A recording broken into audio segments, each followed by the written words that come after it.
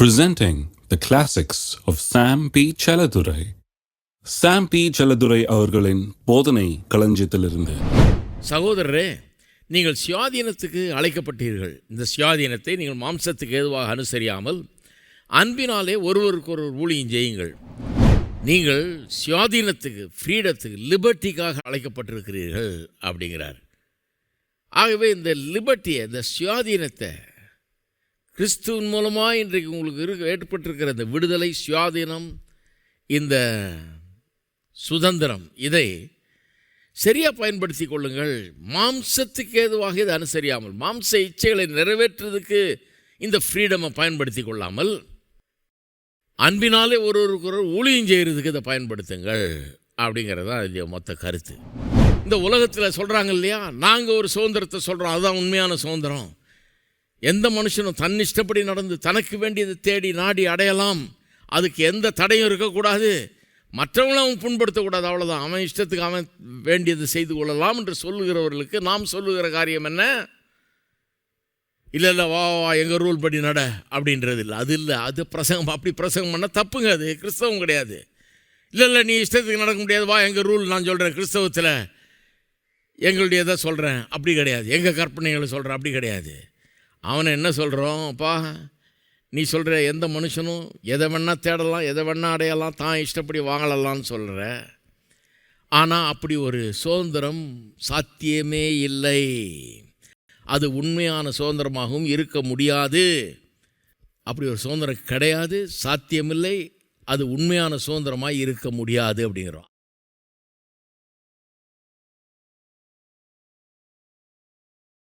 அதை இன்றைக்கி நிரூபித்து காண்பிக்கிறேன் உங்களுக்கு. முதல்ல இவர்கள் சொல்கிற அந்த சுதந்திரம், உலகத்தார் சொல்லுகிற அந்த சுதந்திரமாகவே இருக்க முடியாது, சுதந்திரமே இல்லைங்கிறத உங்களுக்கு காமிக்கிறேன். அதுக்கு 3 காரணங்களை சொல்கிறேன். ரெண்டாவது, கிறிஸ்தவ சுதந்திரம் அப்படின்னா என்ன? வேதவசனம் சுதந்திரம்ன்றது கிறிஸ்தவத்தை, அது என்ன, அந்த சுதந்திரம்னா என்ன, அதையும் சொல்கிறேன். முதல்ல உலகத்தார் சொல்கிறாங்க இல்லையா, யார் வேணால் எதை வேணால் அடையலாம், எப்படி வேணால் இருந்துக்கலாம், உன் இஷ்டம், மற்றவங்களை புண்படுத்தாத, நீ எப்படி வேணால் வாழ்ந்துக்க, உனக்கு யாரும் ரூல் போட முடியாது, உனக்கு எந்த இதுவும் பண்ண முடியாதுன்றாங்க. அதுதான் சுதந்திரம்ன்றாங்க. நாம் சொல்கிறோம் அப்படி ஒரு சுதந்திரம் கிடையாது, இருக்கவே முடியாதுன்றோம், சாத்தியமே இல்லைன்றோம். எதனால்? 3 காரியங்கள். ஒன்று, அவங்க சொல்கிற சுதந்திரம் ஒரு காரியத்தை கணக்கில் எடுக்கவே மாட்டேங்குது, அதை பற்றி பேசவே மாட்டேங்குது. என்ன தெரியுமா? அது நாம் எப்படி உண்டாக்கப்பட்டிருக்கிறோம், எதற்காக உண்டாக்கப்பட்டிருக்கிறோம், எப்படி இயங்கும்படியாக நம்ம சிருஷ்டிகர் நம்ம உண்டாக்கி இருக்கிறார் அப்படிங்கிறத பேசுகிறதே கிடையாது. பாருங்கள், அதை பேசாமல் நீ எதை விரும்புறியோ அதை அடைஞ்சிக்கோ அப்படின்றோம். நாம் எதை விரும்பணும், எதை அடையணும், நாம் முதல்ல எதற்காக உண்டாக்கப்பட்டோம், எந்த விதத்தில் உண்டாக்கப்பட்டிருக்கிறோன்னு புரிஞ்சுக்கிட்டு அதற்கேற்ற காரியங்களை அடைய, அதற்கேற்ற காரியங்களை விரும்ப, அதற்கேற்ற காரியங்களை நாட, அப்படி அதை கற்றுத்தந்தால் தான் உண்மையான ஃப்ரீடமை ஒழிய, உண்மையான சுதந்திரமை ஒழிய நீ எப்படி வேணால் வாழ்ந்துக்கோன்றது உண்மையான சுதந்திரம் கிடையாது. உதாரணம் ஒன்று சொல்கிறேன், நல்லா வழங்கும் பாருங்கள். மீன் இருக்குது, தண்ணியில் இருக்கும்படியாக உண்டாக்கப்பட்டது. அந்த சிஸ்டமே அப்படி, அது சுவாசிக்குது தண்ணிக்குள்ளே. நமக்கு தண்ணிக்குள்ளே சுவாசிக்க முடியாது, சும்மா கொஞ்ச நேரம் தான் இருக்க முடியும், அதுக்கப்புறம் வெளியே வந்தாகணும். ஏன்னா சுவாசிக்கணுன்னா நமக்கு வெளியே வந்தால் தான் முடியும். மீன் தண்ணிக்குள்ளேயே சுவாசிக்குது, அதுக்கு நாள் முழுக்க கிடக்கலாம், அதுக்குள்ளேயே சந்தோஷமாக இருக்குது. அது அங்கே இருந்தால் தான் அதுக்கு சுவாசிக்க முடியுது. வெளியே வந்த உடனே அதுக்கு சுவாசிக்கிறது கஷ்டமாயிடுது. கொஞ்ச நேரத்தில் அது உயிரை இழக்க ஆரம்பிச்சிடும், ரொம்ப நேரம் இருக்க முடியாது. ஏன்னா அது அப்படி உண்டாக்கப்பட்டது.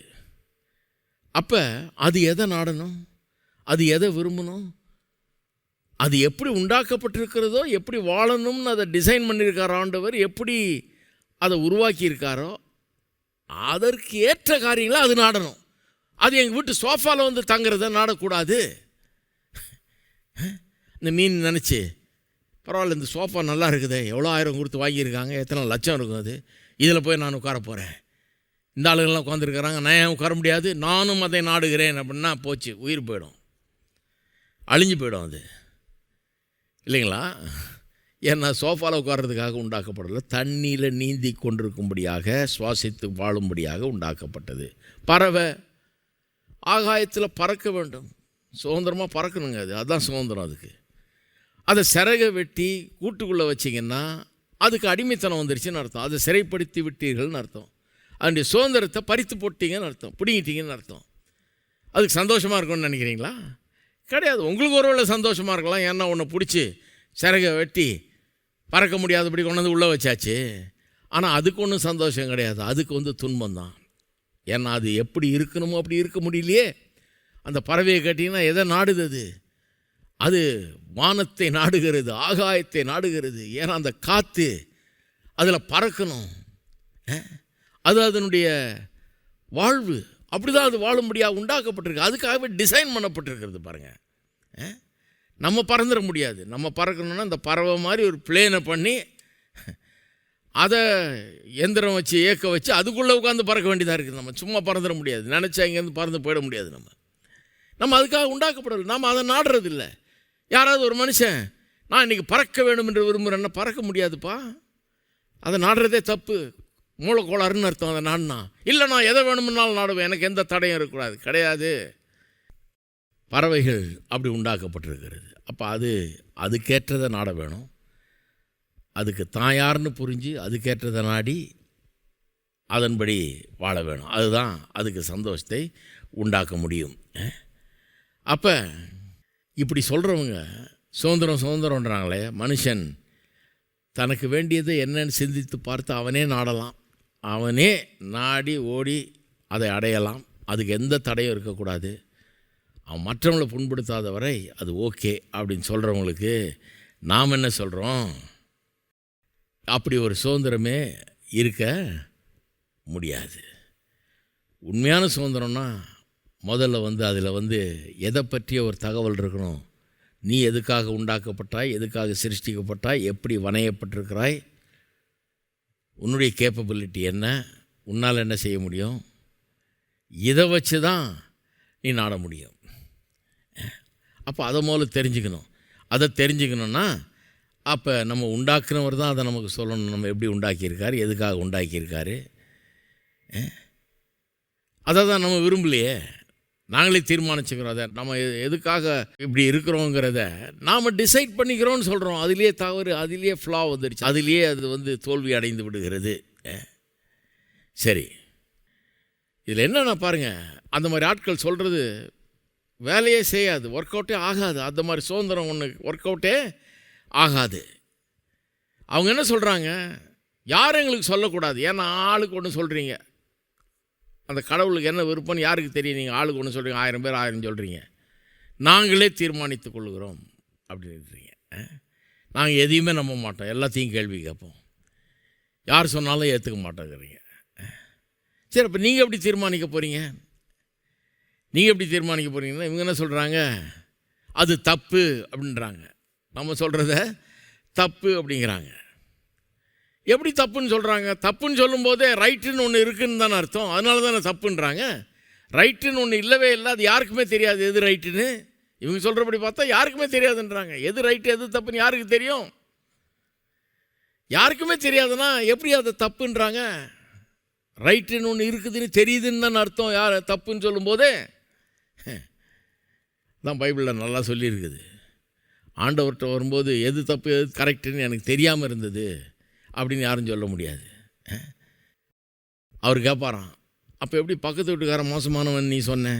அவன் மோசமானவன்னா அப்போ நல்லவன் யாருன்னு உனக்கு தெரியுதில்ல, நல்லது எதுன்னு தெரியுதில்ல, தெரியாமலாம் அவன் மோசமானவன் சொல்கிற அப்படின்பாரான். நியாயம் தானே அது? அப்போ இவங்க சொல்கிறாங்க, இல்லை எனக்கு இது நல்லதாக படுது, ஆகவே நான் இதை தேடுறேன், நீ சொல்கிறது தப்பு, நான் அதை ஏற்றுக்கொள்ள மாட்டேன். அப்போ உனக்கு நல்லதாக படுதுன்னா உனக்கு யார் சொன்னது? நீ சொன்னதை நாங்கள் எப்படி நம்புறது? நீ சொல்கிறது நல்லதுன்றியா, அதை நாங்கள் எப்படி நம்புறது? நாங்கள் அதை எப்படி ஏற்றுக்கொள்ளுகிறது? இல்லையா? ஒன்றை தவறு என்று சொல்லி டினவுன்ஸ் பண்ணும்போது நல்லதுன்னு ஒன்று இருக்குன்ற அர்த்தம் உண்டாயிடுது அங்கேயே. அதுதான் பிரச்சனைங்க. சிலர் ஒரு இடத்துக்கு போவாங்க, யுத்தம் நடந்துக்கிட்டு இருக்குதுன்னு சொல்லிட்டு அதை பற்றி பேசிகிட்டு இருப்பாங்க. அவங்க சொல்லுவாங்க, யுத்தமே வேஸ்ட்டு, யுத்தமெல்லாம் waste of time, waste of everything, எல்லாத்தையும் வேஸ்ட் பண்ணுறோம், நம்ம சண்டை போட்டு வேஸ்ட் பண்ணுறோமாக்கும் அப்படின்னு நியாயம் பேசுவாங்க. நியாயம் பேசிட்டு இந்த பக்கம் இந்த பக்கம் என்ன பண்ணுவாங்க, தத்துவம் பேசுவாங்க. வேற ஒரு மீட்டிங்கில் போய்ட்டு அவங்க என்ன சொல்லுவாங்க, வாழ்க்கையே வேஸ்ட்டு, வாழ்க்கையே வேஸ்ட்டு அப்படிங்கிற மாதிரி பேசுவாங்க. அப்போ எது தான் கரெக்டு? நீயே அங்கே ஒன்று சொல்கிற, இங்கே ஒன்று சொல்கிற, அப்புறம் நான் எதை தான் நம்புறது? பாருங்கள், இன்றைக்கி இருக்கிற ஆளுகள்கிட்ட ஒழுக்கமே கிடையாதாக்கும், இன்றைக்கி வாலிபர்கள்ட்ட ஒழுக்கமே கிடையாதாக்கும் அப்படிம்பாங்க ஒரு பக்கம். இன்னொரு பக்கம் என்ன சொல்லுவாங்க, ஒழுக்கம் ஒழுக்கம்னு சொல்லி பல்வேறு வேண்டாத கட்டுப்பாடுகள் எல்லாம் கொண்டு வரீங்கன்னு அவங்கள பற்றி. இவங்களே ஒரு குழப்பத்தில் தான் இருக்கிறாங்க. ஒவ்வொரு தடவை இவங்க பேசும்போதும் தங்களுக்குன்னே ஒரு குழி நோண்டி அவங்க உழுவுறதுக்குன்னே ஒரு குழியை நோண்டிக்கிறாங்கன்னு அர்த்தம். அப்போ இவங்களுக்கே எது சரி எது தவறுன்றது தெரியல. அப்புறம் எப்படி இவங்க ஒரு சுதந்திரத்துக்குள்ளே நம்மளை நடத்த முடியும்? சுதந்திரத்துக்குள்ளே நம்மளை நடத்துறதுனா சில தகவல்கள் தெரியணும். ஒன்று, நம்ம எதுக்காக உண்டாக்கப்பட்டோம், நம்ம உண்டாக்குனவர் எப்படி நம்ம உண்டாக்கியிருக்கார், நாம் எப்படி வாழும்படியாக உண்டாக்கப்பட்டிருக்கோம், அது தெரியணும். அது தெரியலன்னா நாம் மெய்யாகவே சுதந்திரத்தை பெற முடியாது. எப்போ சுதந்திரம் வருது? ஒரு பறவையை பறக்க விடும்போது தான் அந்த பறவைக்கு சுதந்திரம். ஒரு மீனை தண்ணியில் கொண்டு போய் விடும்போது தான் அந்த மீனுக்கு சுதந்திரம். உங்களுடைய இருதயத்துக்கு எது சுதந்திரம்? உங்களுடைய உள்ளத்துக்கு எது சுதந்திரங்க? உங்களுடைய உள்ளம் ஆண்டவரோடு இணைக்கப்பட வேணும். ஆண்டவரை நீங்கள் அறிந்து கொள்ளணும், ஆண்டவருக்காக வாழணும். உங்களுடைய உள்ளம் பரிசுத்தமான உள்ளமாக இருக்கணும், அவருடைய எண்ணங்களால் நிறைந்திருக்கணும். அப்படிப்பட்ட ஒரு உள்ளமாக இருக்க வேணும். அப்படி தான் நீங்கள் உண்டாக்கப்பட்டிருக்கிறீங்க, அதுக்கு தான் உண்டாக்கப்பட்டிருக்கிறீங்க. அப்போ அதுதான் உண்மையான சுதந்திரம். அதை கணக்கிலேயே எடுக்காமல் அதை பற்றி பேசவே பேசாமல் இருக்கிற சுதந்திரமே கிடையாது. அதனால தான் அப்படிப்பட்ட ஒரு சுதந்திரமே கிடையாதுன்றோம். ரெண்டாவது, இருதயம் ரொம்ப சிக்கலான ஒரு விவகாரம். அந்த இருதயம்னு சொல்கிற மாதிரி லேசான ஒரு காரியம் இல்லை. அதுக்குள்ளே ஒன்றுக்கொன்று எதிராக ரெண்டு விதமான விருப்பங்கள் ஒன்றுக்கொன்று எதிராக கிரியை செய்தான். எப்போவுமே மாம்சம்னு ஒன்று இருக்குதான் ஒரு பகுதி, ஆவிக்குரியதுன்னு ஒரு பகுதி இருக்குது. ஒரு பகுதியில் ஸ்பிரிச்சுவலாக இருக்கிறோம், நல்லது செய்யணும்னு நினைக்கிறோம். இன்னொரு பகுதியில் மாம்சத்துக்குரியவர்களாக இருக்கிறோம். பொல்லாதவைகளை குறித்து ஒரு நாட்டம் இருக்கிறது, பாவ நாட்டங்கள் இருக்கிறது. நல்லா கவனிங்க. ரட்சிக்கப்பட்டிருக்கோம், உள்ள ஆண்டவர் வந்திருக்காரு, ஆவியானவர் இருக்கிறார், இயேசு உள்ளே இருக்கார். அது உங்களுடைய ஆவி, உள்ளான மனிதன். ஆனால் அதே நேரத்தில் பாவ உலகத்தில் வாழ்ந்து இந்த பாவ சுவாபம்னு ஒன்று வந்துருச்சு பாருங்கள். அதுவும் ஒரு பக்கம் டாமினேட் பண்ணுது. நல்லா வாழணும், ஆண்டவருக்காக வாழணும், பரிசுத்தமாக வாழணும்னு பார்க்குறீங்க. அதே நேரத்தில் மாம்சத்துக்குரிய நாட்டங்கள் ஒரு பக்கம் உங்களை போட்டு இழுக்குது. இந்த ரெண்டு விருப்பங்களும். அதனால தான் பாருங்கள், 13ஆம் வசனத்தை கவனிங்க. சகோதரரே, நீங்கள் சுயாதீனத்துக்கு அழைக்கப்பட்டீர்கள். இந்த சுயாதீனத்தை மாம்சத்துக்கு ஏதுவாக அனுசரியாமல் அன்பினாலே ஒருவருக்கொருவர் ஊழியம் செய்யுங்கள். என்ன சொல்கிறாரு? நீங்கள் ஃப்ரீயாக இருக்க முடியாது அழைக்கப்பட்டீங்க, சுதந்திரத்துக்காக அழைக்கப்பட்டீங்க, சுயாதீனத்துக்காக அழைக்கப்பட்டீங்க. அப்போ அந்த சுயாதீனத்தை, கிறிஸ்து கொடுக்குற சுயாதீனத்தை, கிறிஸ்தவம் பிரசங்கிக்கிற சுயாதீனத்தை நீங்கள் பெற்று அந்த சுயாதீனத்தை, அந்த சுதந்திரத்தை மாம்சத்துக்கு ஏதுவாக அனுசரிக்க வேணான்றார். சுதந்திரம் பெற்றுட்டேன், அதனால் நான் எப்படி வேணால் வாழ்ந்துக்குவேன், ஏன் ஆசாபாசங்கள் படி வாழ்ந்துக்குவேன், ஏன் ஆசை செயலை நிறைவேற்றுக்குவேன், என்ன வேணால் செய்வேன், சுதந்திரம், ஃப்ரீடம். அப்படி வாழாதீங்கன்றார். மாம்ச இச்சைகளை நிறைவேற்றாமல் பார்த்துக்குங்க. ஏன்னா அது ஒரு சைடு போயிட்டு இருக்குது, ஆசை, தவறான ஆசைகள். அதை நிறைவேற்றாமல் ஆவிக்குரியபடி வாழணும். அது எப்படி வாழ்கிறது? அன்பினாலே ஒருவருக்கொருவர் ஊழியம் செய்யுங்கள். சுதந்திரத்தை அப்யூஸ் பண்ணாதீங்க, யூஸ் பண்ணுங்கன்றார். நீங்கள் இந்த சுதந்திரத்தை அப்யூஸ் பண்ணுறதுனால தான் கொலை, கொள்ளை, அநியாயங்கள், அக்கிரமங்கள், பல விதமான காட்டு மிராண்டித்தனங்கள் எல்லாம் எப்படி நடக்குதுன்னா, சுதந்திரத்தை அப்யூஸ் பண்ணுறதுனால. மனுஷன் என்ன நினைக்கிறான், என்ன வேணால் பண்ணிக்கலாம், என் கையில் இருக்குது எல்லாம், நான் என்ன வேணால் பண்ணுவேன், நினச்சா எது வேணால் பண்ணுவேன், என்னை யாரும் ஒன்றும் பண்ண முடியாது, நான் நினச்சதை செய்வேன்றான். அவன் நினச்சிட்டு இருக்கான் இதுதான் சுதந்திரம்னு. ஏன்னா உலகம் அந்த சுதந்திரத்தை தான் சொல்லுது, நினச்சது, நீ நினச்சதை செய்யலாங்கிறது. அப்போ வேதம் சொல்லுகிறது, இல்லை இல்லை அப்படி வாழ முடியாது. நீ ரெண்டு சைடு இருக்குது உனக்கு, மாம்சம்னு ஒரு சைடு இருக்குது, ஆவின்னு ஒரு சைடு இருக்குது. ஆவிக்குரியவனாயிரு.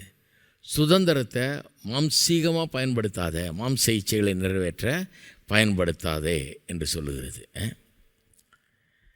17ஆம் வசனம் சொல்லுது, மாம்சம் ஆவிக்கு விரோதமாகவும் ஆவி மாம்சத்துக்கு விரோதமாகவும் இச்சிக்கிறது. நீங்கள் செய்ய வேண்டும் என்று இருக்கிறவைகளை செய்யாதபடிக்கு இவைகள் ஒன்றுக்கொன்று விரோதமாக இருக்கிறது. 2 காரியங்கள் உள்ள வேலை செய்துன்றார் ஒரே நேரத்தில். ஒரு சின்ன உதாரணம் சொல்ல நல்லா வழங்கும்.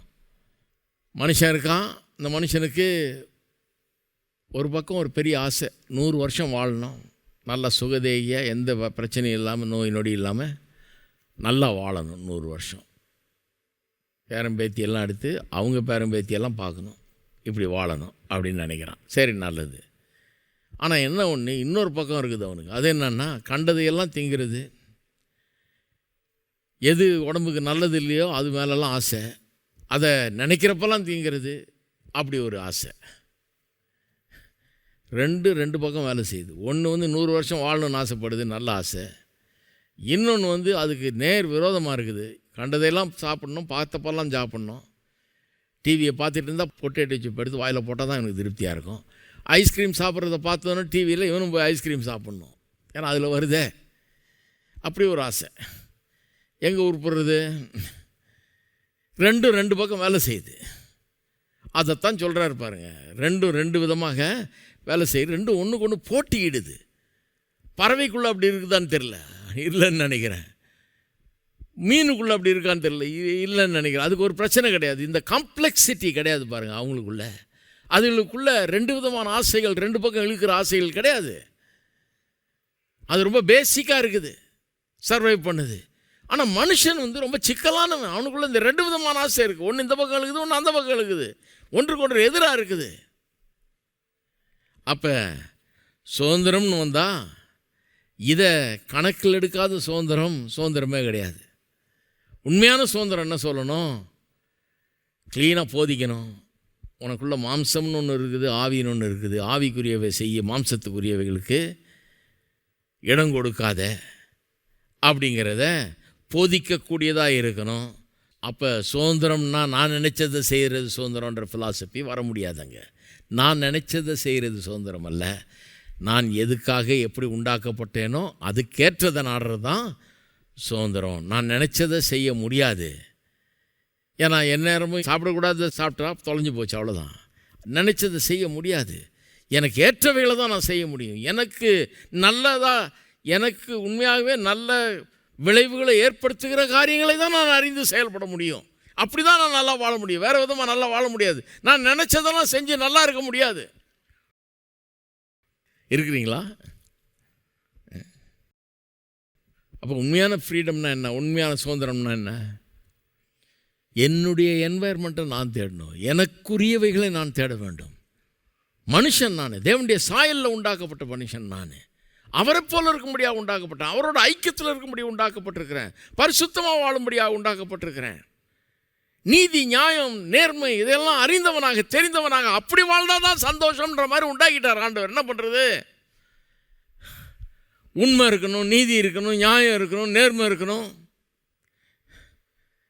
அநீதி, அக்கிரமம், கொள்ளை இதெல்லாம் இருக்க முடியாது. இருந்தால் நான் சந்தோஷமாக இருக்க முடியாது, நிம்மதியாக இருக்க முடியாது. அப்படி உண்டாக்கிட்டாரே. அப்போ நான் நினச்சதெல்லாம் செய்வேன்னு சொல்ல முடியாது.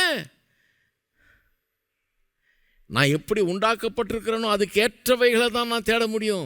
மீன் எப்படி தண்ணியை தேடுதோ அதுபோல் நானும் எனக்கேற்றவைகளை தேடணும். அதுதான் சுதந்திரம். அது தெரியுமா நமக்கு? நம்ம புரிஞ்சு கொண்டிருக்கிறோமா? நம்ம யாருன்னு தெரியுமா நமக்கு? நம்ம எந்த சாயலில் உண்டாக்கப்பட்டிருக்கோன்னு தெரியுமா? நமக்குள்ளே இருக்கிற இந்த கம்ப்ளெக்சிட்டி புரியுதா நமக்கு? நம்முடைய மைண்டில் இருக்கிற இந்த கம்ப்ளெக்சிட்டி, 2 விதமான சுவாபங்கள். ஒன்று மாம்சீகமானது, இன்னொன்று ஆவிக்குரியது. இது 2 ஒன்றுக்கு எதிராக போரிடுகிறது. ஒன்று நம்மளை அழிக்க பார்க்குறது, இன்னொன்று நம்ம வாழ வைக்க பார்க்குறது. நம்ம வாழ வைக்க பார்க்குறத கொண்டு இந்த அழிக்க பார்க்குறத ஒழிக்க வேணும். நம்ம இதைத்தான் வேதம் கற்றுக் கொடுக்குறது. எப்படி பண்ணுறதுன்றதை கற்றுக் கொடுக்குறது. சரி,